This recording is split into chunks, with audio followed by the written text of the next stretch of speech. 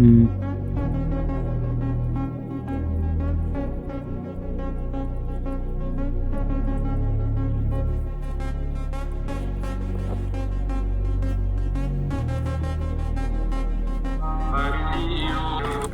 Ano?